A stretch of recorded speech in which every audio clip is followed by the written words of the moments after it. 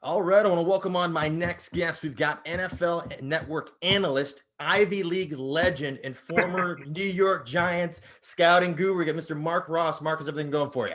Excellent, excellent. Thanks for having me, Zach. Absolutely. Appreciate it. Appreciate it. So, first I want to get into the Ivy League legend. So, this is I was thinking about this earlier. Who is your Ivy League Mount Rushmore of football players? Man, you threw that out there real quick, man. Jeez, the Ivy I'll give you one. I'll give you one. Ed Marinero. Had him on. Had a feeling he might be on your list. Yeah, definitely that. Well, I go Dick Kazmir, just Princeton, Heisman Trophy winner. Got to go with my Princeton guy. Geez, you stretching me there. Calvin Hill. Calvin Hill's got to be Hill. there, I would think. Yeah, and yeah. Fitzmagic make the top four. He wasn't that good of an Ivy League player, man. He just made a name for himself in the league. But I actually scouted Fitzmagic back in the day. I was first starting out when he came out, and I thought, yeah, good backup, making the league as a backup. Didn't think he'd be 35 years later. He's still the man. So it's amazing. That's unbelievable. So I want to ask you a little bit about some of the offseason storylines that are going on right now. I'm not sure if these are going to be settled by the time I post this, but I want to ask you some of your thoughts on what's going on with the Philadelphia front office and Carson Wentz, and if you're surprised that they're taking this approach. Yeah, it really is. When you have a franchise quarterback, you want stability. You want everybody to know this is your guy. I worked in Philly for 8 years with Donovan McNabb. Was part of the process of drafting Donovan.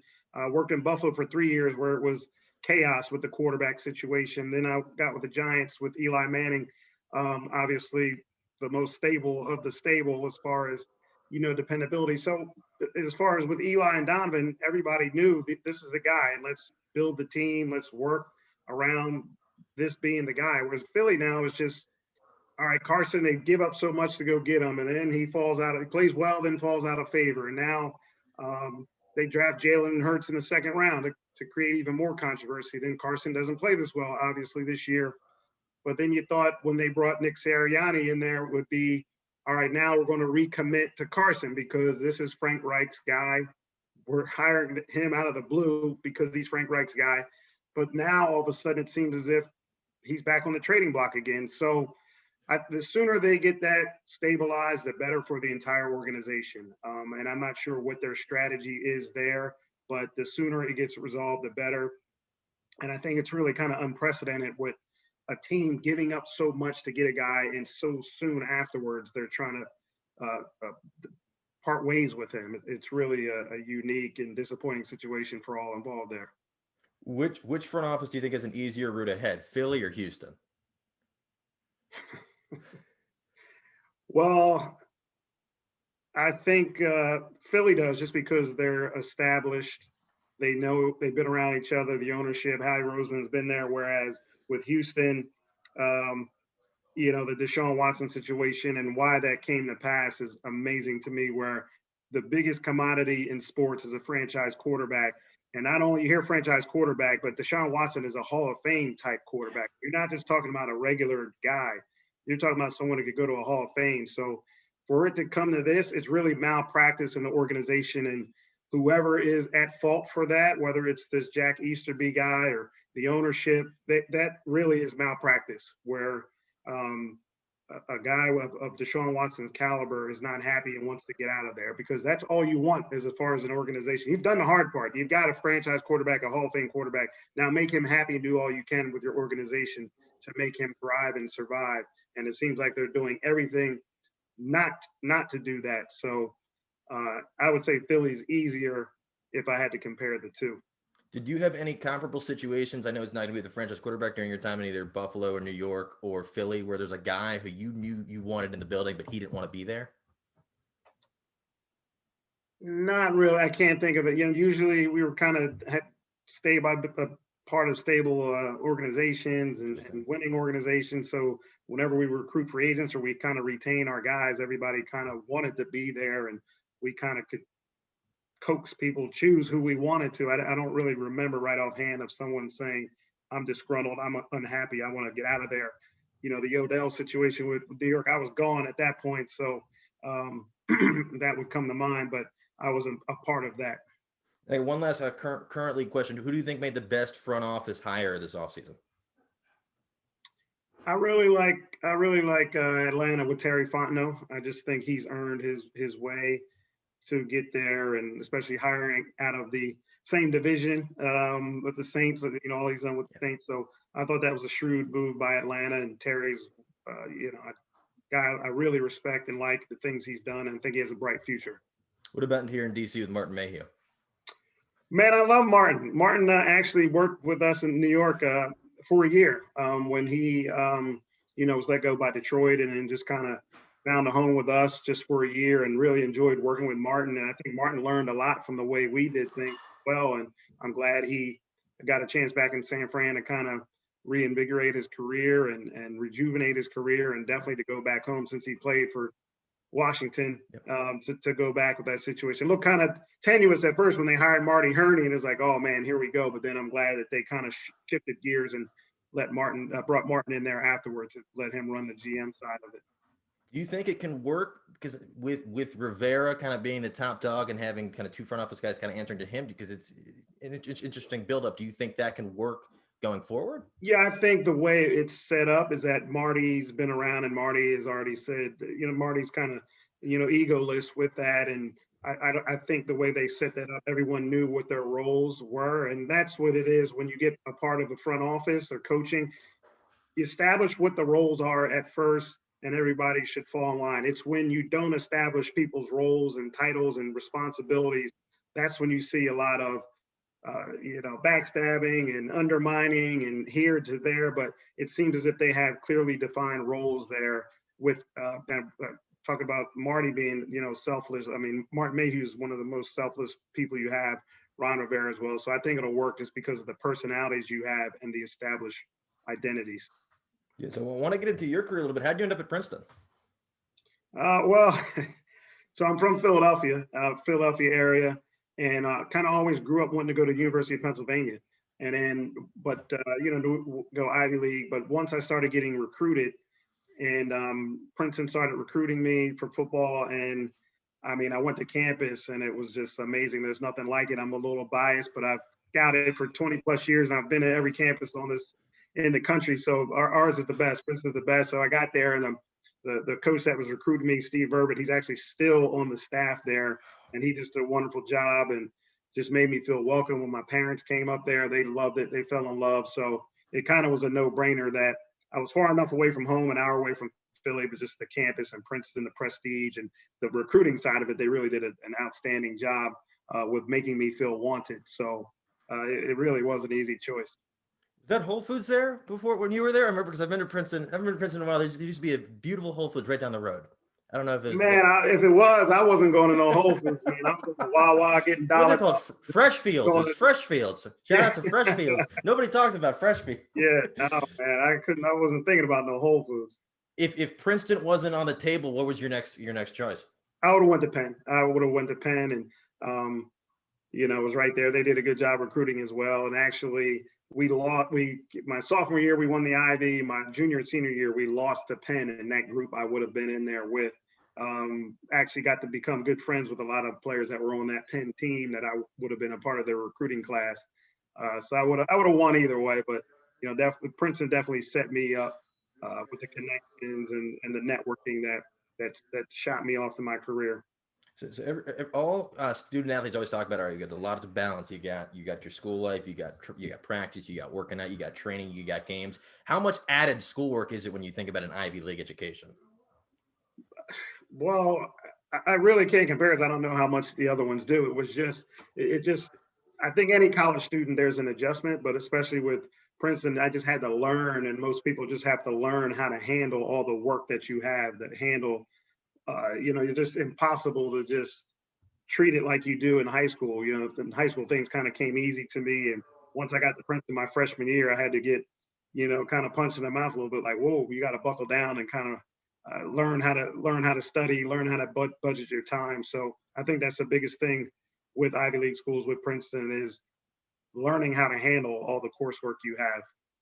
And then, so I see you on here. You still, according to your NFL Network bio, you still hold 5 Princeton records. I don't know if that's accurate. I had 6 at one point, but I guess that somebody beat me on one of them. So I got 5.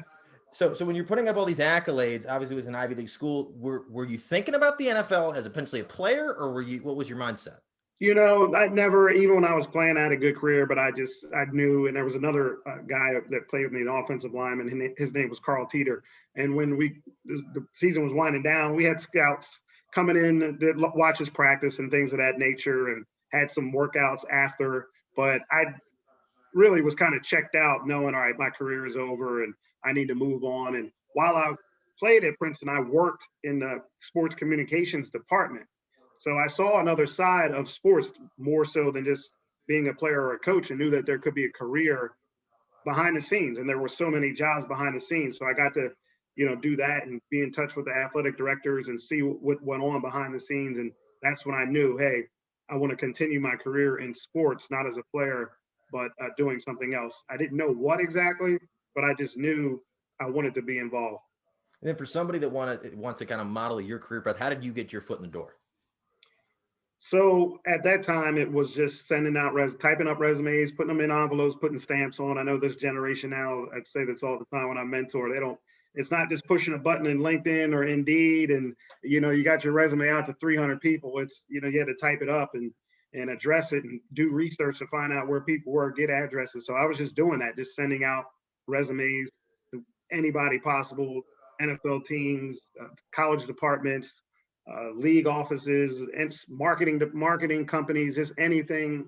I could interview for Starter. I don't know if you remember Starter Jackets. They're still around. They're still around. They're still around. Are they? Okay, so I don't know. I'm asking you. I have no idea. I don't know, but yeah, I interviewed for Starter. I mean, I was just trying to get anything, and then just got back.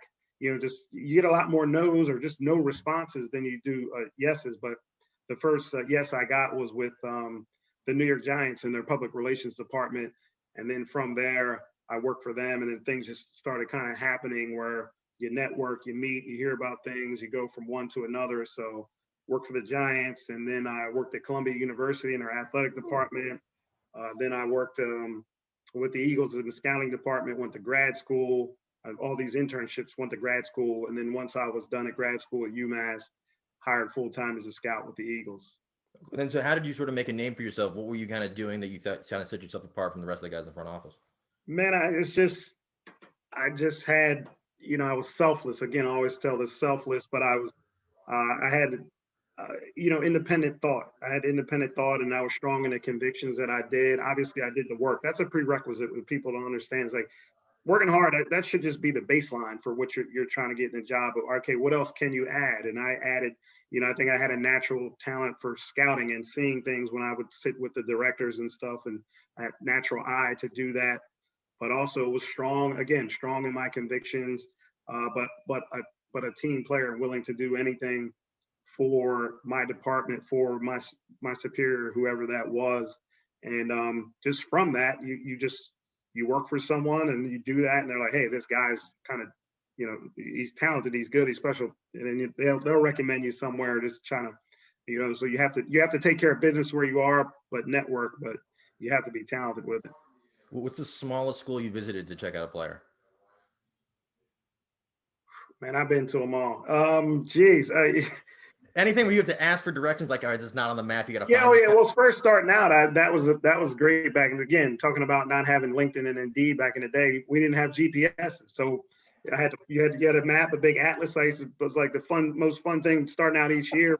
Buying a new atlas and mapping out where I go. You driving on in the middle of nowhere and pulling out the atlas and this and that. But I've been to basically every school, but I will say my very first scouting trip was, and I was from Philadelphia, went to Princeton, UMass. I've been on the Northeast my whole life, had never really gone anywhere.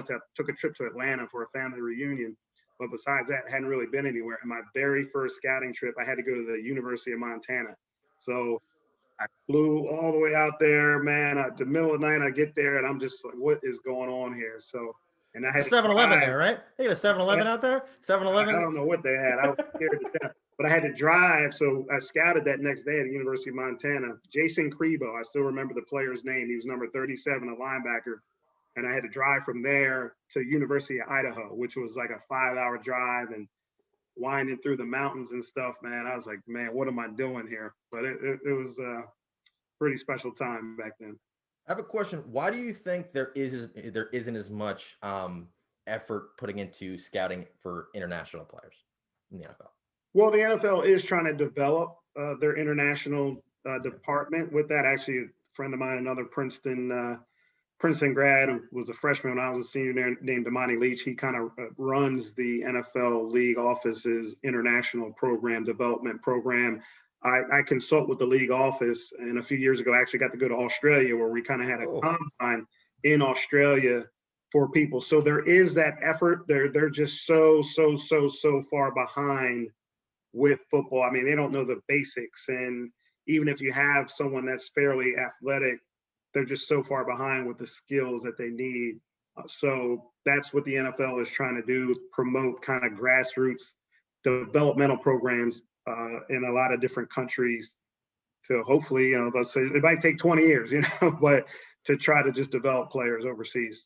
so I have an idea to grow the game. I pitched it to a couple people. I don't know how the logistics would work out, but it makes sense to me. I think eventually when they add the game to the schedule, they should put just 1 week of the year have bye weeks in front and back of it. So there's just one game in 3 weeks, and on that day you have 24 hours of consecutive football and put games around the globe.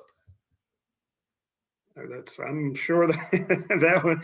Well, they've had the games in London and Mexico and Yeah, you put the Bengals on in like Tanzania, and like put the yeah, prime yeah, prime just time do games on that. here. They're like, oh, this is interesting, but Yeah, like, people have no idea what's going on, but I'm sure it'll show. People will show up yeah, the Jets will play at 6 a.m. Eastern time, and we'll figure it out. I don't know how it's going to work, especially the pandemic, but one think day. about it. One day. Yeah, that's interesting. Who's a guy that you kind of like when you saw his first tape? When you first saw his tape, he kind of stuck out to you, and everybody's like, "Oh, he's not going to do anything." Well, one guy that kind of was under the radar. So Jason Pierre-Paul, JPP. So, Yeah, he had just got to South Florida. He was kind of an unknown. He went to junior college, a couple of different junior colleges, got to South Florida. And at the time that South Florida had a guy named George Selby, who the year before was an All-American, had, I believe, 16 and a half sacks, 22 and a half tackles for loss. I mean, he was the guy that you were going into South Florida to see. But then when you got there and I was in the actually defensive line meeting room, and they had a big chart up with each player and their stats for each game and all that. And so I'm watching tape, and this number 90 just keeps like jumping off the tape. Like, what? And I had to keep checking the chart to make sure I'm supposed to be watching George Selby. He was 95, but this 90 guy keeps, and I kept looking up and was like, damn, I must be looking at the wrong guy. But it was JPP, and I had asked coach, like, hey, what's up with this guy? And sure enough, he just kept getting better and better throughout the year. And actually, when they played Rutgers later on in the year, and I brought our general manager at the time, Jerry Reese, like, you got to come to the game to see this guy, JPP. And obviously, went through the whole draft process with him and went down to his workout and all that. So, even up to drafting him, he was kind of an unknown where people didn't know whether he was going to develop. And just to see him in the Super Bowl this year and to come full circle for him and all he's been through off the field, this really a unique story. They'll do a documentary on him one day about his career. But he was the one where just kind of like, oh man, what is going on with this guy?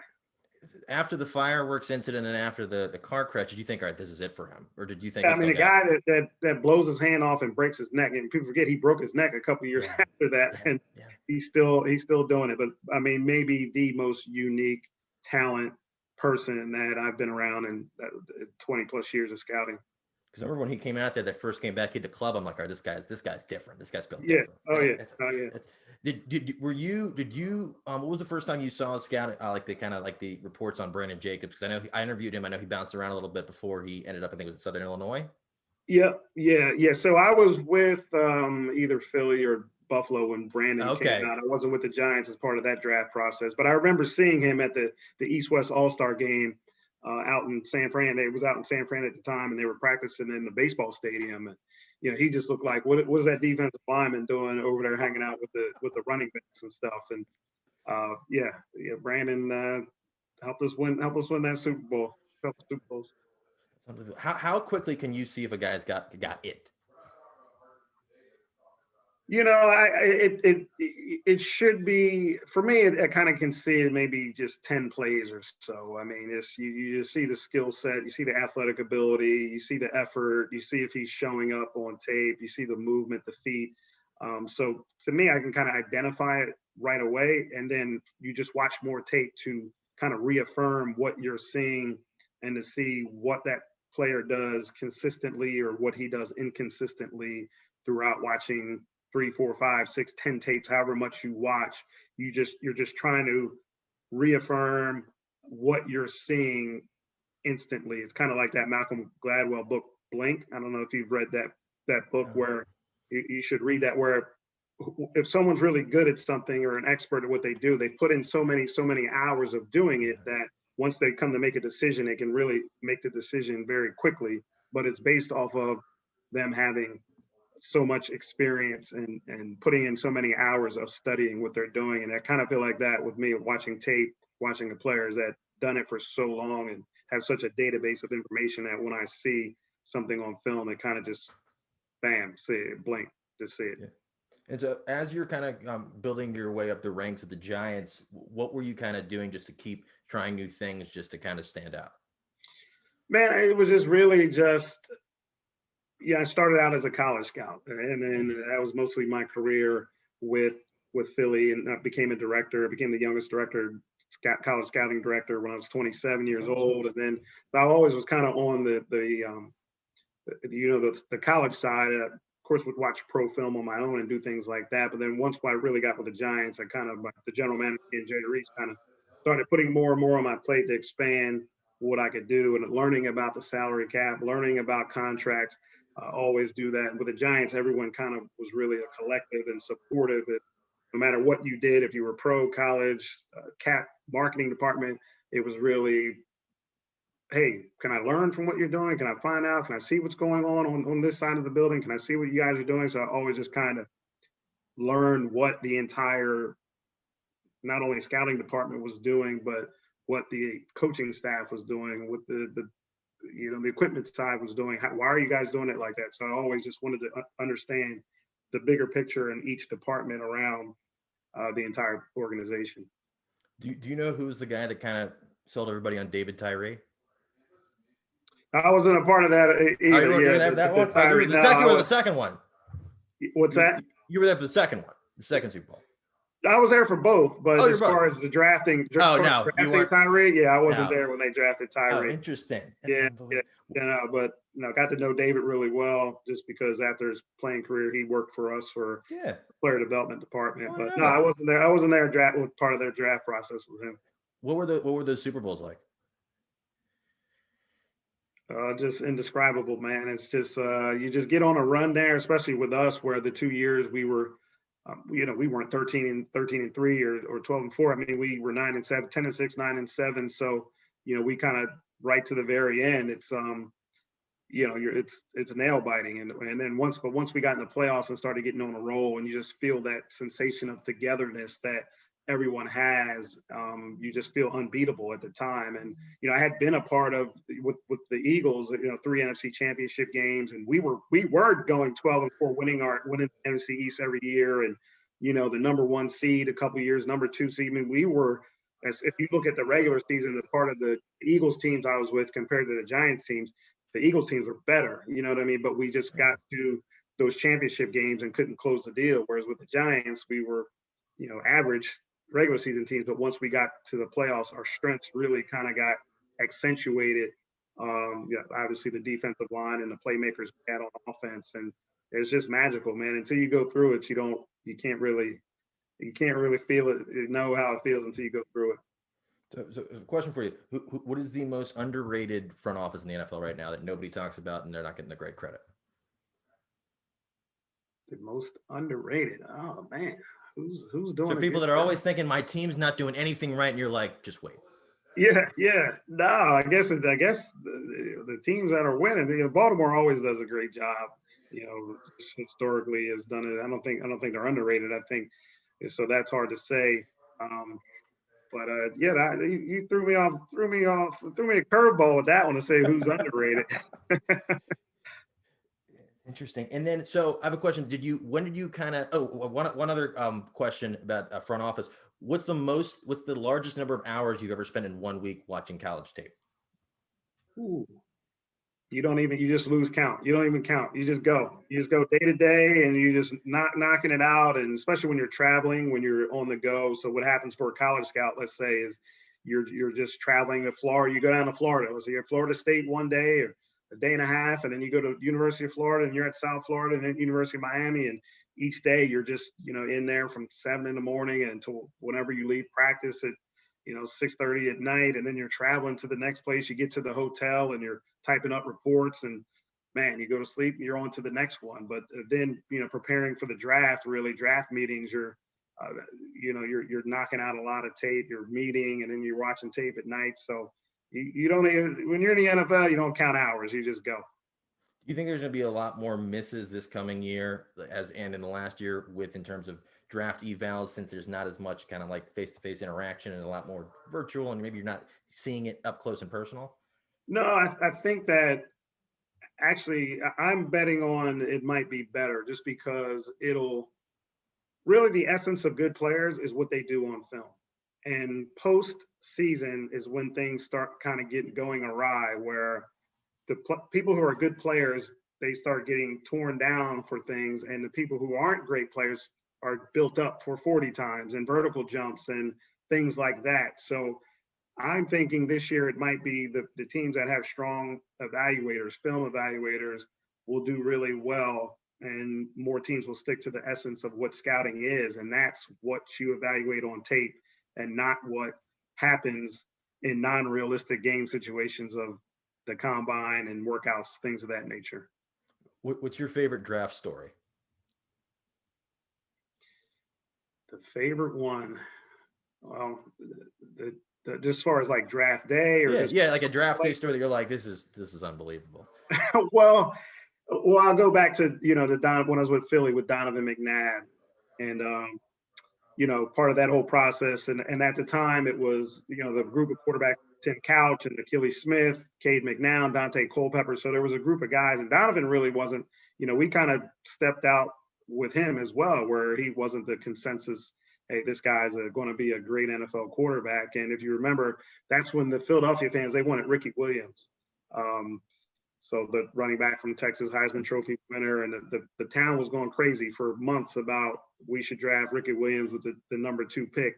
Of course, Donovan gets booed on draft day, which was awful. In Philly? Yeah. No. So they went up to New York and went crazy and booing them. But in the draft room, so at the time, everybody's in the draft room together, owners and stuff like that, and the TVs are on, and we should have been expecting this. But of course, you're hearing the boos, and the announcers saying, "What are the Eagles doing?" And at the time, our college scouting director, his name was John Goler. He had passed away a few years later, and he was a kind of a tough old school dude, man.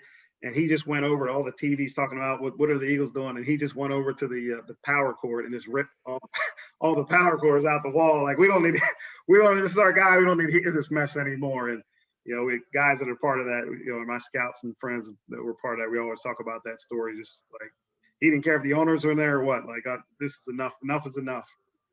That's awesome. How did you kind of pivot into doing media? So, after the Giants, Jerry Reese got let go, and I was a part of, me and him everybody saw us as a package deal. That's a whole nother podcast, another story. But anyway, so I was just looking, all right, what's next? What's next? What do I want to do? And I had some really good friends who were like, hey, man, Peter John Baptiste, who's now the head PR guy at Cleveland, the Cleveland Browns, I actually knew him when he was an undergrad at UMass when I was in grad school, and kind of helped him get started in his career. We always were really close friends. But once he was like, man, I think you'd be good at the media.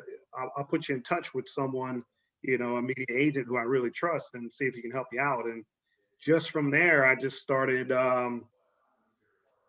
just going. He gave me, you basically audition, they have you out there for free, and they do a couple shows, see if they like you. And from there, they did, and just started getting more and more, and you get a contract, you get signed with, just kind of like a player gets signed. So, that really was a transition of, I kind of had my eye on it, and then just people helped me out. and it transitioned just because of a break here and there. And they liked what I did once I auditioned for it. That's awesome. That's awesome. And then, so I know you're on a lot of the different programs they have in NFL. How can people catch up with you, see everything you're doing, kind of keep up with you on social media? Well, at Marc Ross is my Twitter, and I'm on all the different shows, and I got to do better with the social media stuff. It's not my DNA to do that, so I got to get forced to do that. But yeah, just pop in, especially now draft time, free agency stuff. They'll have me on a lot more just from the front office side. That was the big thing where I kind of hit it right where the NFL Network was looking for. More the front office perspective, not just the player or ex-coach perspective, but the front office perspective on what goes on behind the scenes. Let's get one last question for you. Who's your biggest sleeper for this year's draft? How about hey, he coming out of nowhere, coming out of left field with it, man. If I give the sleeper, then he won't be anymore. I'll save that for TV. We always say that in production meetings. We'll save it for TV. So.